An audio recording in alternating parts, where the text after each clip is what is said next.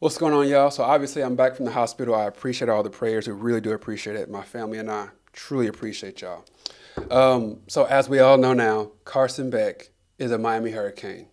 Crazy news, right?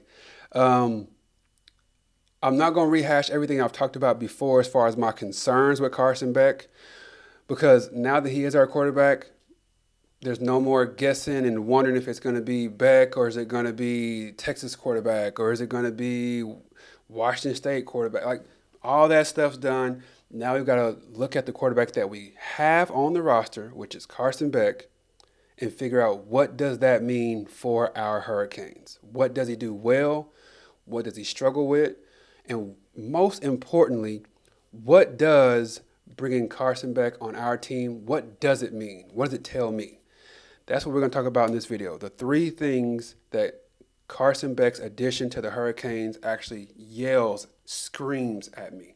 All right, before we do that, my name is Jordan Harris. I'm your favorite host in the entire world, and this is Sports Truth. We're going to do a crazy exercise today. I want everybody to hold their pinky finger up in the air, turn it this direction. It should be parallel with your face, or perpendicular with your face, actually. And then turn that pinky down and put it on the thumbs up button that's on the video that you're watching right now. That is how you like the video. So please like the video. That helps us a lot, more than you would think. Just please hit the like button. Subscribe to the channel. We are growing the channel substantially, and I really appreciate y'all's support. All right, so first, what does the addition of Carson Beck mean? What does it say to me? There were plenty of quarterbacks, as y'all know, that were in the transfer portal and looked like the Canes didn't go after any of them. Like, I didn't hear too much chatter about too many of the quarterbacks that was out there. John Mateer, yeah, I heard that we were, jumping at him. They kept saying it was between Oklahoma and the Hurricanes. He went and visited Oklahoma and didn't leave. So, boom, he went there. So many quarterbacks came and went. And Miami and Cristobal were super quiet. But they chose Carson Beck. And why would they choose him? My thought, number one, the first thing that this tells me is that he believes in this team. Not Carson Beck, but Mario Cristobal. There were some folks who were saying, this might be the year where we just let Luke Nickel start at quarterback as a freshman, let him take his lumps. Maybe we go 6-6, 5-7, 7-5, but it sets us up for next year, and we could really make a run the following year after that. Or people said, let's give Emory Williams a shot from the beginning of the season all the way to the end of the season. Let Nickel develop, let Judd Anderson develop, let those guys develop, and then the year after that, we'll see what happens.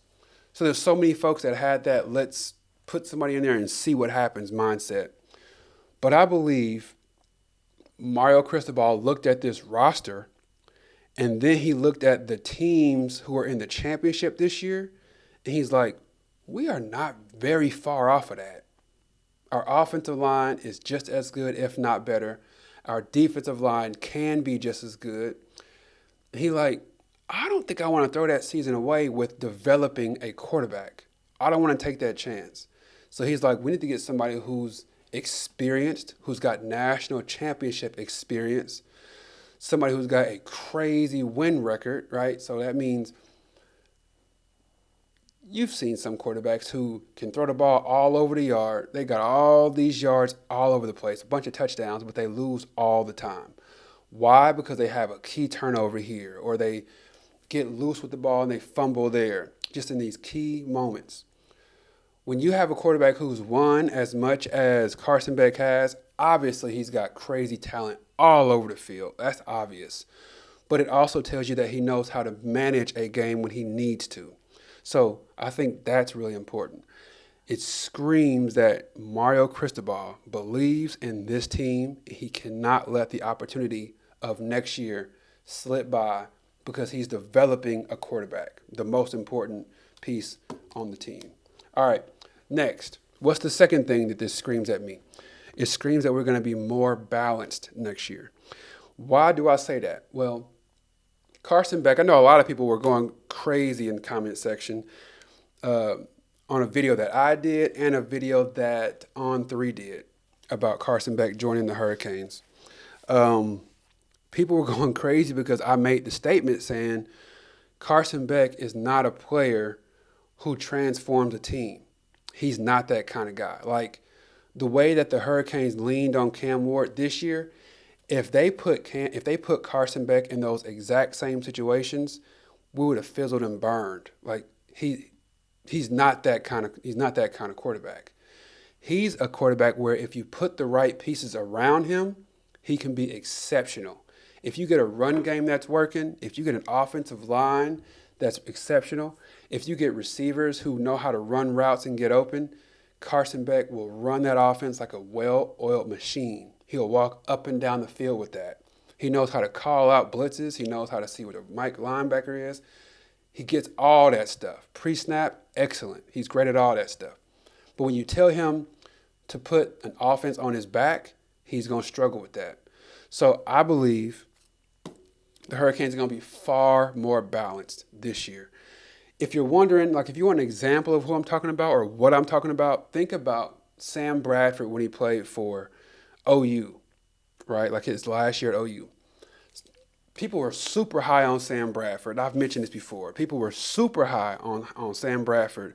And I was one of the very few. My whole family loves OU, by the way. They love the OU Sooners, basketball and football. My aunts, uncles, everybody. So I'm the only one in the room like, that dude ain't that good. Like I was like, number 8, not very good. And I was like, what do you mean he's gonna win the Heisman? He's leading the nation in passing yards, all this stuff. Completion percentage is way, all those numbers. And I was like, he's not that good. Like, he got a crazy offensive line. He's got a crazy he's got a crazy running game on offense. The defense is really good. And I'm like, he's doing nothing but screen pass left, screen pass right. Then he'll fake a screen pass and then throw it down the field. Like, it was all stuff that was on time.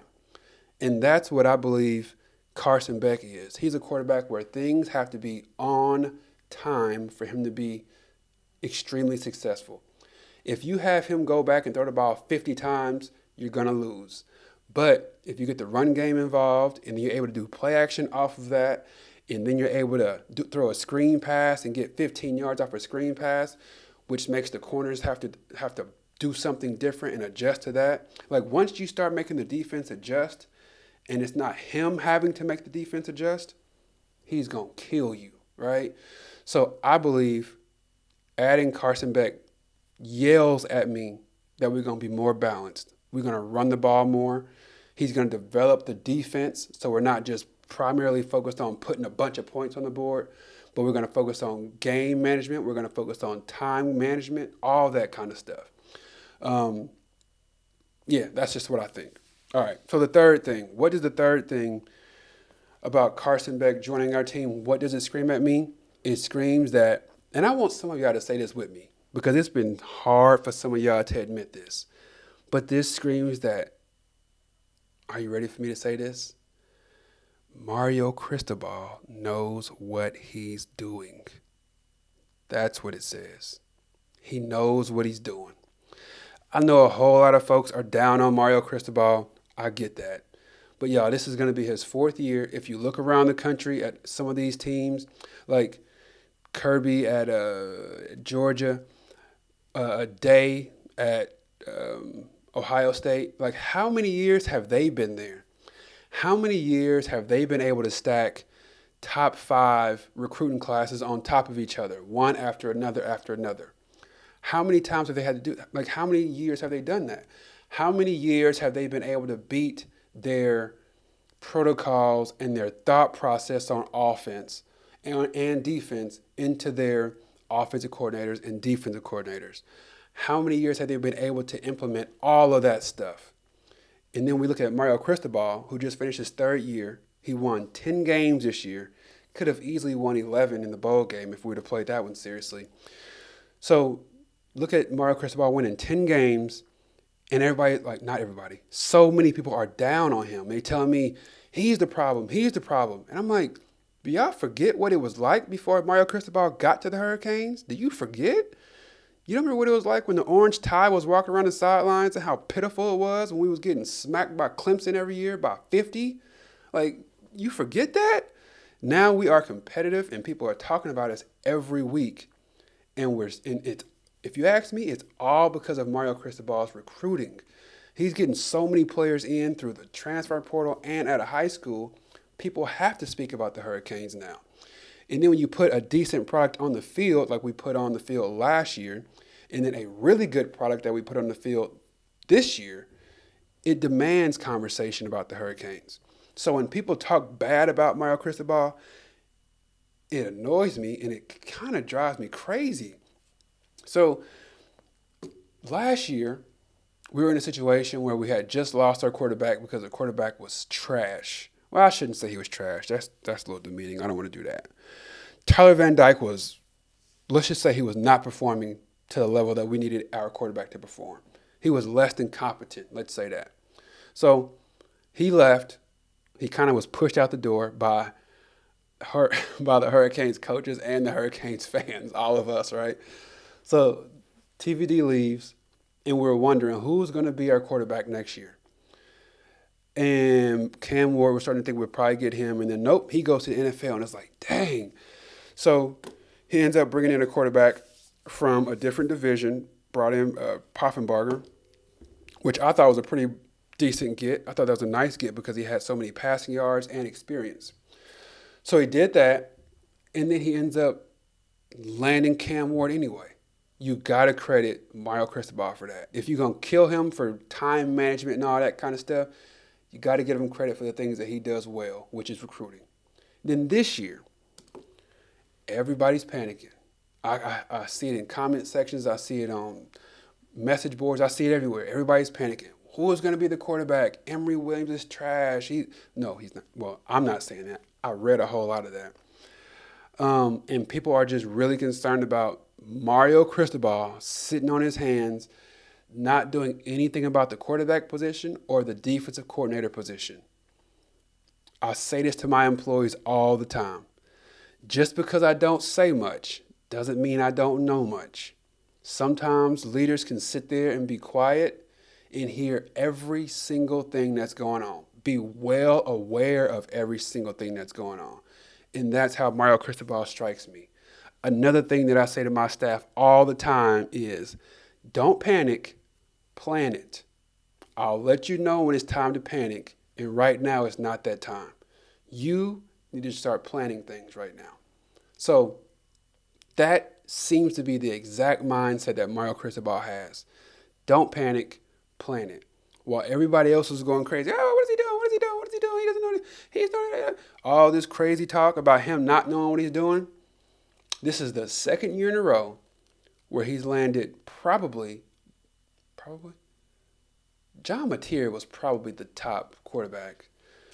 If not, he most likely landed the best quarterback year after year. 2 years in a row, transfer portal, we got the number one transfer player and quarterback. Cam Ward 1 year, top player, top quarterback. Next year, Carson Beck, top quarterback, top player. Did it both years.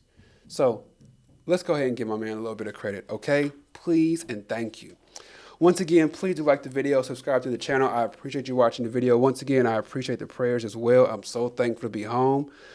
We have been in the hospital for a total of, we added it up, I think it was like 130-something days in the last 140-something days. It's crazy. It's like the last 150 days we've been in the hospital, all but 30 or something like that. So I'm thankful to be back home, and I'm thankful for y'all's support, kind words, and all of that. It really does mean a whole lot to me. All right, that's all that I got for you today. Once again, please do like the video, subscribe to our channel. You can be anywhere in the world, but you're here with me, and I truly appreciate that. So take care, God bless, and peace.